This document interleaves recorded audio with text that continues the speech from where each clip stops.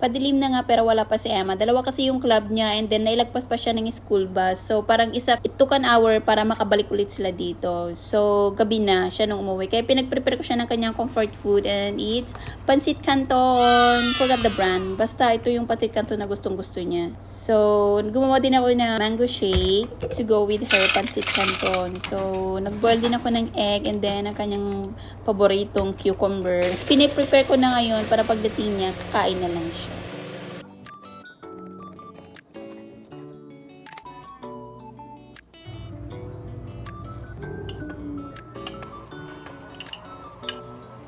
So, ayan na nga, kain na siya. Tapos na siyang maligo. Tuwang-tuwa siya kasi nga, comfort food ang food. So, minsan, pagbigyan natin yung mga gusto nila.